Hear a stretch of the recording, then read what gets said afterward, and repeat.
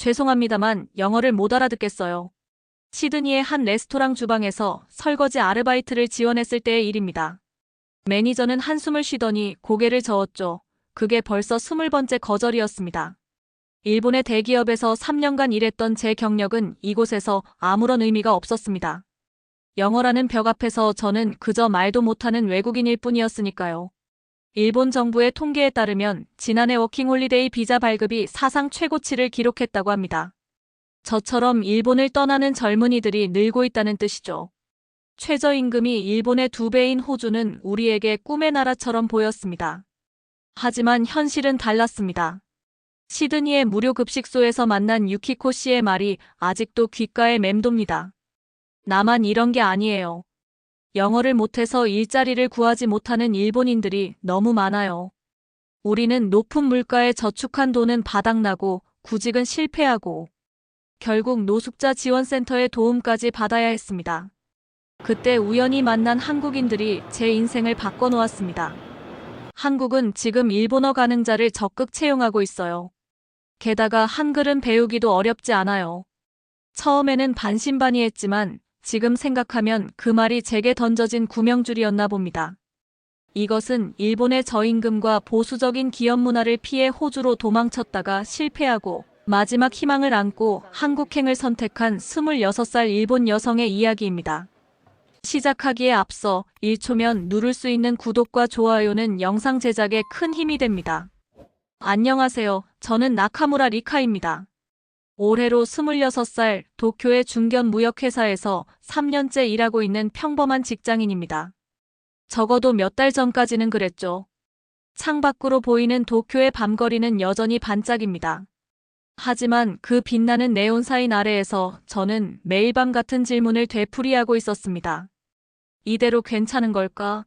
와세다 대학교를 졸업하고 소위 괜찮다는 회사에 취직했지만 3년이 지난 지금 제 미래는 너무나 뻔히 보였거든요. 우리 회사의 여성 최고 관리자는 부장님 한 분뿐입니다. 그것도 입사 25년 차이시죠. 같이 입사한 남자 동기들은 하나둘 승진하는데 여자들은 여전히 제자리 걸음입니다. 차 심부름, 회식 자리 참석 강요, 결혼하면 그만두지 않겠냐는 은근한 압박감까지. 부장님도 결혼을 하지 않은 채 회사 생활에만 매진하셨다고 합니다. 얼마 전 뉴스에서 흥미로운 통계 자료를 보았습니다. 일본인의 여권 보유율이 고작 17%라는 거예요. 선진국이라고 하는 나라들은 대부분 50%가 넘는데 말이죠. 한국은 60%가 넘는다고 합니다. 우리나라 인구가 한국의 2배가 넘는데도 여권을 가진 사람의 수는 오히려 한국이 더 많다니 충격적이었습니다. 한국은 신입사원도 입사하자마자 해외여행을 가고 대학생들은 방학 때마다 배낭여행을 다닌다고 해요. 심지어 고등학생들도 졸업여행으로 해외에 많이 간다고 하더군요. 취업준비생들도 워킹홀리데이나 어학연수로 해외 경험을 쌓는 게 일반적이라고 합니다. 우리나라와는 너무나 다른 모습이네요. 회사에서 퇴근하고 돌아오는 전철 안에서 문득 깨달았습니다. 제 주변의 어른들은 누구도 해외로 나갈 생각을 하지 않는다는 걸요. 부모님 세대는 일본이 세계 최고라는 자부심이 너무 강하셔서 그런지 해외에서 사는 건 상상조차 하지 않으십니다. 일본처럼 안전하고 편한 나라가 어디 있니? 라는 말씀만 하시죠. 하지만 최근 제 또래들 사이에서는 다른 바람이 불고 있습니다. 회사 동기 미호는 얼마 전 퇴사하고 호주로 워킹홀리데이를 떠났어요. 최저임금이 일본의 2배라고 하더군요. 저는 미호의 선택이 부럽기도 하고 한편으로는 대단하다고 생각했습니다. 제 월급은 세금을 제하면 월 22만 엔 정도입니다. 도쿄의 집값을 생각하면 자취는 꿈도 꿀 수 없죠. 친구들 대부분이 30대 중반이 되어서도 부모님과 살고 있습니다. 도쿄 근교의 작은 아파트 한 채가 4천만 엔을 훌쩍 넘는데 연봉이 300만 엔도 안 되는 저희가 집을 산다는 건 평생 불가능한 일이죠. 대출을 받으려 해도 비정규직이 많아 은행에서 대출 자체를 거절하는 경우가 부지기수입니다. 설령 정규직이라 해도 35년 장기 대출을 받아야 하는데 그 긴 시간 동안 안정적인 수입을 보장받을 수 있을지도 의문이에요. 진급을 해도 당장은 큰 변화를 기대하기 어려워요. 물가는 자꾸 오르는데 회사는 연봉 인상을 거의 해주지 않으니까요. 저축은 생각조차 할 수 없습니다. 매달 교통비와 식비를 제외하면 남는 돈이 거의 없어요. 부모님 댁에서 살고 있어도 이런데 자취를 한다면 아마 마이너스 통장 신세를 져야 할 거예요. 결혼이나 출산은 말할 것도 없죠. 이런 상황이니 우리 또래들 사이에서는 연애도 사치라는 말이 나올 정도입니다. 며칠 전 회사 선배가 은밀히 알려준 이야기가 있습니다. 우리 부서의 남자 신입사원 초봉이 제 현재 연봉보다 높다는 거예요. 같은 일을 하는데 단지 성별이 다르다는 이유로 이런 차별을 받아야 한다니 처음으로 제 속에서 무언가가 끓어오르는 걸 느꼈습니다. 진급 시즌이 다가오자 부서장님이 저를 따로 불렀습니다. 나카무라 씨는 일도 잘하고 성실한데 아직 결혼 계획은 없나? 진급을 고려하고 있지만 결혼하고 금방 그만두면 곤란하니까 말이야. 마치 제 인생의 모든 선택권이 회사에 있다는 듯한 말투였습니다. 그날 저는 처음으로 사직서를 써봤습니다. 제출하진 않았지만 그 순간 제 마음속에서 무언가가 바뀌었다는 걸 느꼈어요. 인터넷을 뒤지며 알게 된 사실들이 있습니다. 해외 취업을 준비하는 일본 청년들이 급증하고 있다는 것, 특히 호주나 캐나다 같은 나라로의 워킹홀리데이가 인기라는 것, 그리고 최근에는 한국으로 떠나는 젊은이들도 늘고 있다는 소식까지. 어제는 용기를 내서 부모님께 제 생각을 말씀드렸습니다. 회사를 그만두고 해외에서 새로운 기회를 찾고 싶어요. 아버지는 한숨을 쉬셨고 어머니는 걱정스러운 표정을 지으셨죠. 내가 다니는 회사가 얼마나 좋은데 그만둔다는 거니? 여자 혼자 해외 나가는 게 얼마나 위험한지 알기나 하니? 하지만 전 이미 마음을 정했습니다. 지금 이 순간에도 제 책상 서랍 속에는 호주 워킹홀리데이 비자 신청서가 준비되어 있습니다. 다음 주면 결과가 나올 거예요. 영어로 면접을 보고 취업하는 건 분명 쉽지 않을 겁니다. 하지만 이대로 일본에서 순순히 살아가는 것보다는 나을 것 같아요. 저는 이제 변화를 선택했습니다. 비록 어른들은 이해하지 못하시겠지만 적어도 제 또래들은 알고 있습니다. 지금 일본에 필요한 건 변화라는 것을. 그리고 그 변화는 누군가가 먼저 시작해야 한다는 것을. 시드니 공항에 도착했을 때의 설렘이 무색하게, 현실은 냉혹했습니다. 제가 3년간 모아둔 저축금 500만 엔으로 시작한 호주 생활은 한 달 만에 큰 위기를 맞이했습니다. 첫 번째 장벽은 숙소였습니다. 시드니 중심가에서 조금 떨어진 쉐어하우스를 구했는데 일주일에 25만 원 정도의 방값이 들었죠. 휴대폰 개통, 교통카드 발급, 생필품 구매까지 하고 나니 예상보다 훨씬 많은 돈이 들어갔습니다. 하지만 진짜 문제는 취업이었습니다. 이력서를 쓰는 것부터 난관이었죠. 일본에서는 깔끔했던 제 이력서가 여기서는 통하지 않았거든요. 호주식 이력서는 형식부터가 달랐습니다. 게다가 영어로 자기소개서를 쓰는 건 정말 힘들었어요. 번역기를 돌려도 뭔가 어색한 문장이 나왔고 제가 원하는 걸 정확히 표현하지 못했습니다. 면접은 더 큰 벽이었습니다. 카페 아르바이트 면접을 보러 갔을 때의 일이 아직도 생생합니다. 매니저가 언제부터 일할 수 있나요? 라고 물었는데 저는 그만 얼어버렸죠. 머릿속에서는 대답이 맴돌았지만 입에서는 단어조차 나오지 않았습니다. 결국 I'm sorry 라는 말만 반복했네요. 같은 쉐어하우스에 살던 캐나다인 룸메이트는 제게 충고했습니다. 리카, 내 영어 실력으로는 서비스직은 힘들 거야. 청소나 주방 보조 같은 일부터 시작해보는 게 어때? 자존심이 상했지만 현실을 인정할 수밖에 없었습니다. 그렇게 시작한 구직 활동. 하루에 5군데씩 이력서를 들고 다녔습니다. 주방 보조, 청소부, 농장 일까지 가리지 않았죠. 하지만 대부분의 곳에서 연락 주겠다는 말만 듣고 돌아왔습니다. 연락이 온 곳도 있었지만 대화가 안 통한다며 첫날 만에 그만두라고 했죠. 2달이 지나자 제 통장 잔고는 절반 이하로 줄어들었습니다. 식비를 아끼려고 라면으로 끼니를 때우고 버스 대신 걸어 다녔지만 지출은 계속됐습니다. 룸메이트들이 주말마다 파티를 열고 술을 마실 때면 저는 방에 숨어 울었습니다. 시드니의 한 공원에서 우연히 만난 일본인 여성 유키코의 이야기는 더 충격적이었습니다. 저보다 2달 일찍 호주에 와서 직장을 구하지 못하고 결국 노숙자 지원센터의 도움을 받고 있다고 했죠. 나카무라, 나만 이런 게 아니에요. 영어를 못해서 일자리를 구하지 못하는 일본인들이 엄청 많아요. 유키코를 통해 일본인 커뮤니티를 알게 됐습니다. 거기서 만난 사람들의 이야기는 제 상황과 비슷했어요. 대학을 나온 사람도 있고 일본에서 직장 생활을 하다 온 사람도 있었습니다. 하지만 모두가 영어라는 벽 앞에서 좌절하고 있었죠. 어느 날 저녁 일본인 커뮤니티 모임에서 한 남성의 이야기를 들었습니다.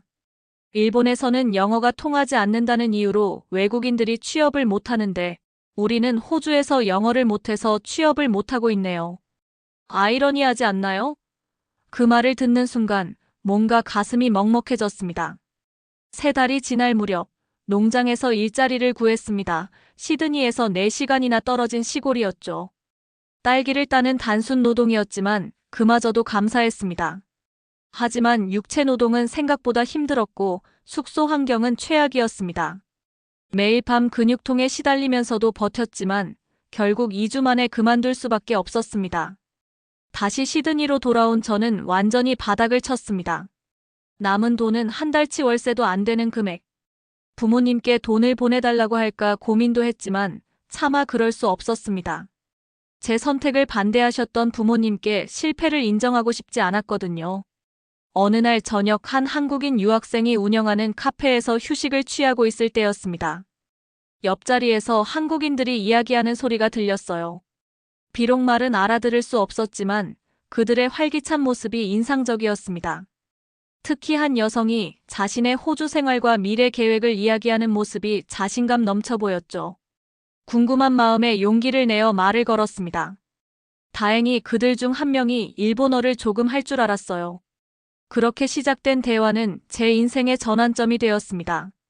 그들에게서 들은 한국의 이야기는 제가 알던 것과는 너무나 달랐으니까요. 카페에서 만난 한국인들과의 대화는 제 시야를 완전히 바꿔놓았습니다. 그들은 호주에서 워킹홀리데이를 마치고 귀국을 앞두고 있었는데 이미 한국에서 취업이 확정된 상태였다고 합니다. 더구나 놀라웠던 건 그들의 급여 수준이었습니다. 한국은 요즘 외국인 인재를 적극적으로 채용하고 있어요. 특히 일본어 가능자는 환영이죠. 저도 곧 서울의 IT 기업에서 일하게 되는데 연봉이 4천만 원이 넘어요. 민지라는 이름의 한국인이 말했습니다. 제가 일본에서 받던 연봉보다 훨씬 높은 금액이었죠. 민지는 자신의 노트북을 열어 한국의 채용 사이트들을 보여주었습니다.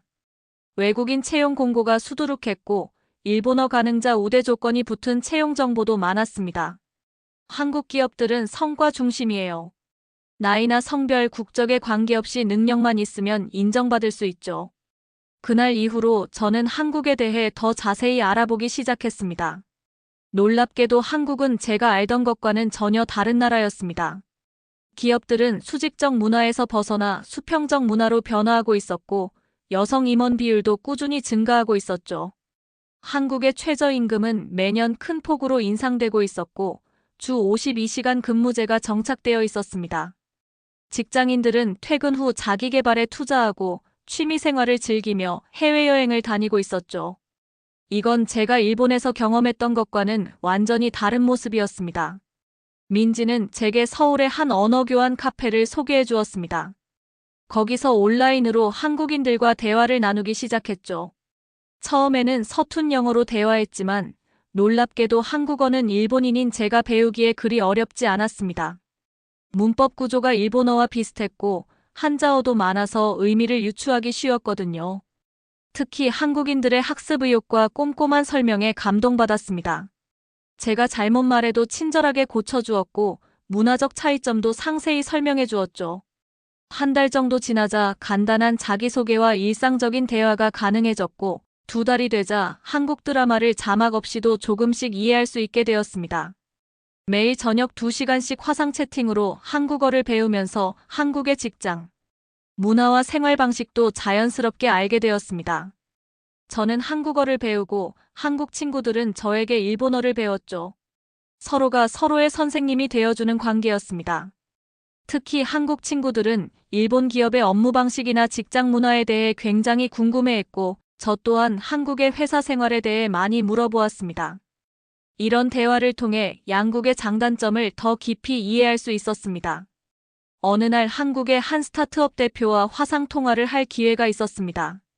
그는 일본인 직원을 채용하는 것에 관심이 있다고 했죠. 우리는 다양성을 중요하게 생각합니다. 일본 시장 진출을 준비하고 있는데 일본 문화를 이해하는 인재가 필요해요. 점점 더 많은 정보를 접하면서 한국은 단순히 도피처가 아닌 새로운 기회의 땅으로 보이기 시작했습니다. IT 기술, 문화 콘텐츠, 첨단 산업 등 다양한 분야에서 세계를 선도하는 모습이 인상적이었죠. 특히 놀라웠던 건 실리콘밸리 개발자들과 유럽의 젊은 인재들까지 한국 기업에서 일하기를 원한다는 사실이었습니다. 스타트업 문화도 활발해서 전 세계의 창의적인 인재들이 모여든다고 했죠. 그들의 빠른 변화 속도, 혁신을 추구하는 문화, 능력 중심의 평가 시스템은 제가 찾던 바로 그것이었습니다. 하지만 결정을 내리기 전에 신중하게 생각해봐야 했습니다. 일본으로 돌아가 다시 시작하는 것도 하나의 선택지였으니까요. 부모님은 분명 일본으로 돌아오라고 하실 테고 예전 회사에 다시 들어갈 기회를 찾을 수도 있었습니다. 그러던 중 우연히 한 기사를 보게 되었습니다. 한국으로 이주한 일본 여성의 성공 스토리였죠. 그녀는 6년 전 모두의 반대를 무릅쓰고 한국행을 선택했고 지금은 연봉도 일본의 1.5배, 저축액은 3배나 된다고 했습니다. 투자로 수익을 올리고 자신의 능력을 인정받으며 살아가는 그녀의 이야기는 제게 큰 용기를 주었습니다. 마침내 결심을 하고 민지에게 연락했습니다. 한국에서 새로운 시작을 하고 싶어요. 도와주실 수 있나요? 민지는 기꺼이 도움을 주겠다고 했고 당장 할 수 있는 것들부터 하나씩 알려주었습니다. 한국 입국을 위해서는 많은 준비가 필요했습니다. 비자 신청부터 시작해서 한국어 공부, 이력서 준비까지. 호주에서의 실패를 교훈 삼아 이번에는 더 철저히 준비하기로 했습니다. 특히 언어 문제는 미리 해결하고 싶었죠.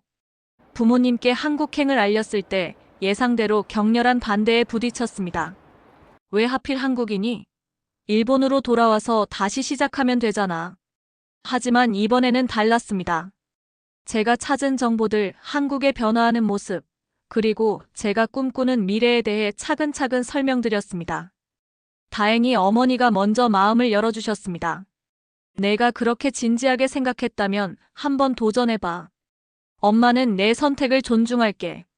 어머니의 지지는 제게 큰 힘이 되었습니다. 아버지도 마지못해 동의하셨죠. 이제 저는 새로운 도전을 앞두고 있습니다. 호주에서의 실패는 더 이상 부끄러운 기억이 아닙니다. 오히려 그 경험이 있었기에 한국이라는 새로운 기회를 발견할 수 있었으니까요. 이번에는 분명 다를 거라는 확신이 듭니다. 인천공항에 도착한 순간부터 모든 것이 새로웠습니다. 호주와는 또 다른 긴장감이 몰려왔죠. 이번에는 실패하지 않겠다는 각오가 단단했습니다. 민지가 공항으로 마중 나와준 덕분에 첫날부터 많은 도움을 받을 수 있었습니다. 서울의 첫 인상은 압도적이었습니다. 밤늦게도 불이 꺼지지 않는 도시, 어디서나 볼 수 있는 편의점, 24시간 문을 여는 식당들. 도쿄도 활기찬 도시였지만 서울은 또 다른 의미의 에너지가 넘쳤습니다. 특히 놀라웠던 건 지하철이었죠. 저는 도쿄 지하철이 세계 최고 수준이라고 자부심을 가지고 있었습니다. 정시 운행과 친절한 서비스는 세계가 인정하는 부분이었으니까요.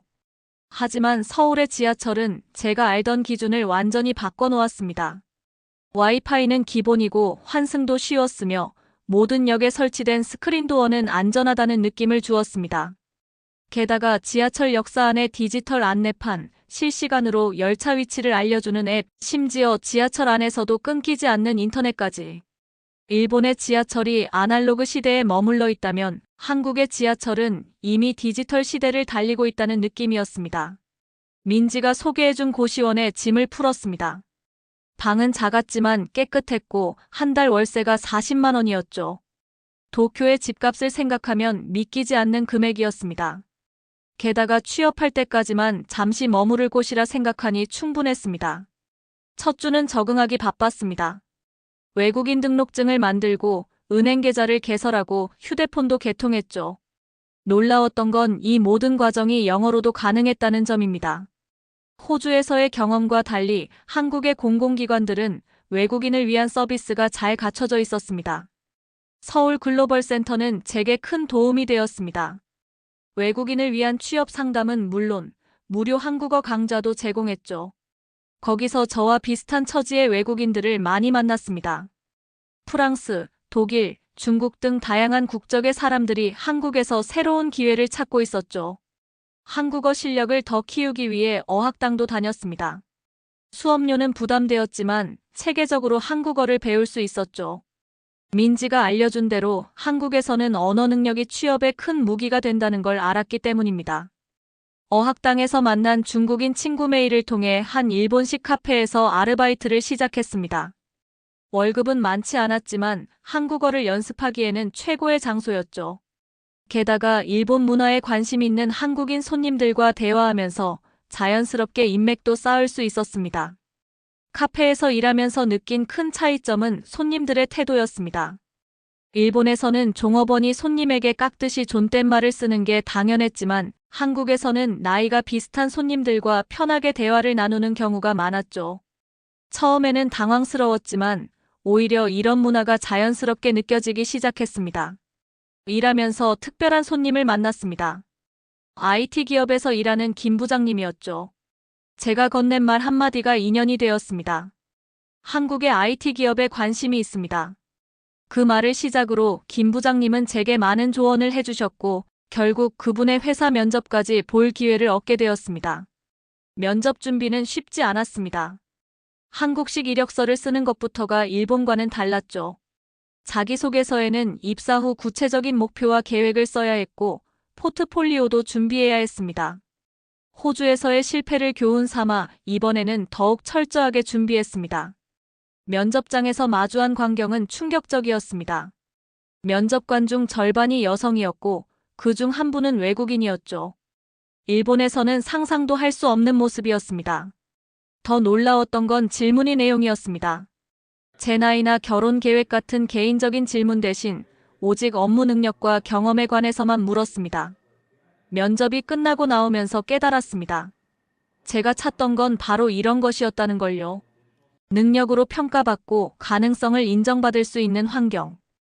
호주에서의 실패가 아니었다면 어쩌면 이런 기회를 발견하지 못했을지도 모릅니다. 서울 생활 2달째, 저는 점점 이 도시에 적응해가고 있었습니다. 지하철과 버스 노선도 익숙해졌고 김치의 매운맛도 즐길 수 있게 되었죠.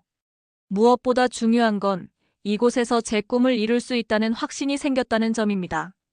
그리고 마침내 기다리던 소식을 받았습니다. 면접 본 회사에서 합격 통보가 온 것입니다. 연봉은 제가 일본에서 받던 것보다 20% 높았고 성과급도 있었습니다.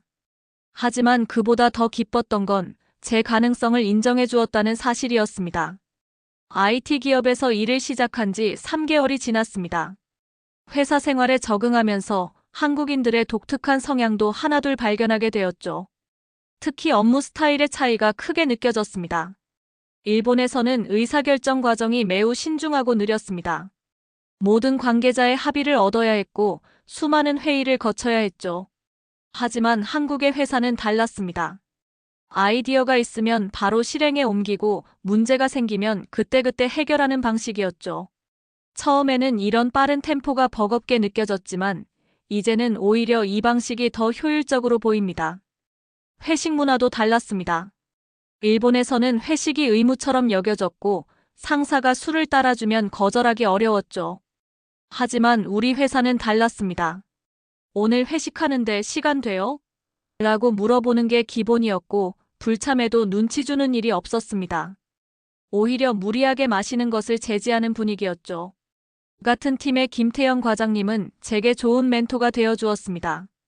어느 날 퇴근 후 커피를 마시며 이야기를 나눌 기회가 있었는데 그때 들은 말이 아직도 기억에 남습니다. 우리 회사는 성별이나 국적보다 능력을 중요하게 봅니다. 리카 씨가 잘하면 진급도 빠를 수 있어요. 태연 과장님 같은 한국 남성들을 보면서 일본 여성들 사이에서 한국 남자들이 인기 있는 이유를 이해하게 되었습니다. 그들은 자신의 감정을 숨기지 않았고 여성을 한 인격체로 대했습니다. 데이트할 때도 각자 계산하는 게 당연한 일본과 달리 적극적으로 데이트를 주도하고 여성을 배려하는 모습이 인상적이었죠. 주말에는 같은 회사의 미연 씨와 자주 어울렸습니다.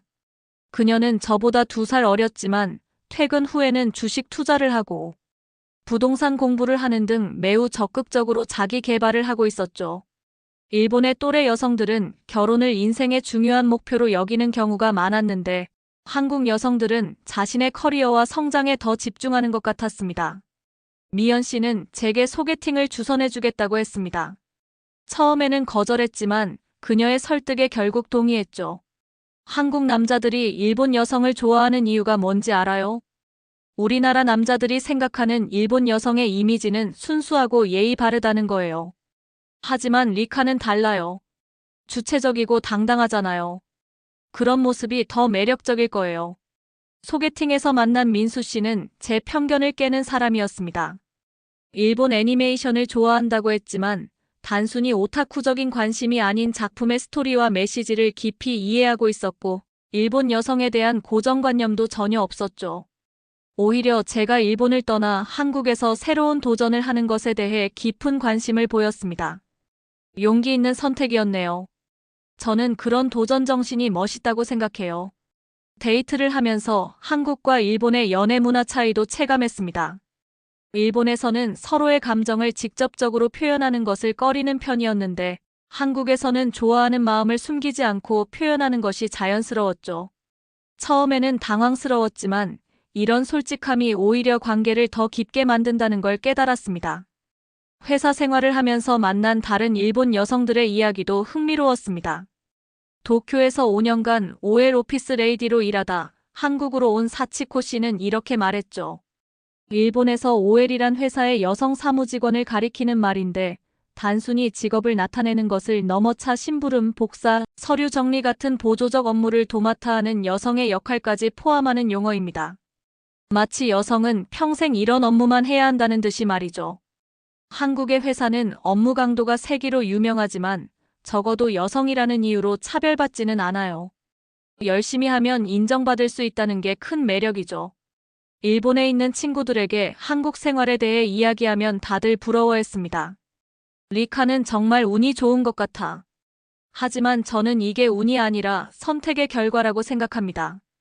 익숙한 것을 버리고 새로운 도전을 선택한 결과. 그리고 그 선택은 지금도 제 인생을 더 풍요롭게 만들어가고 있습니다. 한국에서의 생활이 2년째로 접어들었습니다.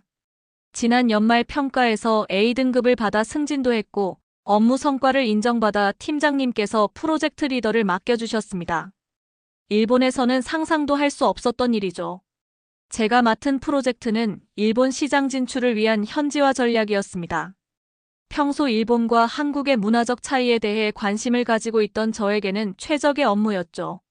양국의 문화를 모두 이해하고 있는 제 경험이 회사의 큰 자산이 된다는 사실이 자랑스러웠습니다. 부모님께서 서울에 방문하셨을 때의 일입니다. 제가 프로젝트 회의를 진행하는 모습을 보시고는 놀라워하셨죠. 우리 리카가 저렇게 당당하게 의견을 말하다니. 어머니는 눈시울을 붉히셨고 아버지는 미안하다는 말씀을 하셨습니다. 제가 한국행을 결정했을 때 반대하셨던 것을 후회하신다고 하셨죠. 민수 씨와의 관계도 자연스럽게 발전했습니다. 그는 제 커리어를 존중해 주었고 야근이 있는 날이면 회사 앞으로 저를 데리러 와주었죠. 주말이면 함께 투자 공부를 하고 서로의 꿈에 대해 이야기를 나눴습니다. 결혼을 결심하게 된 것도 자연스러운 일이었습니다. 결혼 준비 과정에서도 문화적 차이를 느꼈습니다. 일본에서는 여성이 결혼하면 직장을 그만두는 경우가 많은데 민수 씨는 그런 생각을 전혀 하지 않았죠. 오히려 제가 커리어를 계속 이어가길 바랐고 가사도 함께 분담하자고 했습니다. 일본의 지인들과 SNS로 연락을 주고받으며 한국 생활의 일상을 공유하고 있습니다. 처음에는 단순히 근황 전하기 정도였는데 점차 제 게시물에 한국 취업은 어떻게 준비했어? 영어 없이도 할 수 있을까? 저 같은 질문들이 달리기 시작했죠. 어느새 일본 여성들 사이에서 소문이 퍼졌는지 매주 2~3명씩 메시지가 오곤 합니다. 도쿄의 한 카페에서 일하는 친구는 리카의 이야기를 들으면서 나도 용기를 내보기로 했어라며 한국어 공부를 시작했다고 하더군요. 저는 그들에게 제가 겪은 어려움과 극복 과정을 있는 그대로 이야기해 줍니다. 화려한 성공담이 아닌 현실적인 조언이 필요하다는 걸 알고 있으니까요. 요즘 서울 곳곳에서 일본어로 대화하는 소리를 자주 듣습니다. 관광객만이 아닌 이곳에서 새로운 삶을 시작하려는 젊은이들의 목소리입니다. 그들의 눈빛에서 저는 희망을 봅니다. 저도 처음에는 실패가 두려웠습니다. 하지만 호주에서의 쓴 경험이 오히려 저를 더 강하게 만들었고 한국이라는 새로운 기회의 땅으로 이끌어 주었습니다. 이제는 알겠습니다. 실패를 두려워하지 않는 용기가 있다면 우리는 언제든 다시 시작할 수 있다는 것을. 저는 오늘도 서울의 아침을 맞이하며 생각합니다. 새로운 시작은 누구에게나 열려 있다고 감히 말할 수 있습니다. 저의 이야기가 많은 분들에게 새로운 희망이 되길 바라며 글을 마칩니다. 오늘의 이야기 여러분은 어떻게 들으셨나요? 여러분의 생각을 댓글로 남겨주세요. 다음에도 더욱 흥미로운 이야기로 찾아뵙겠습니다. 감사합니다.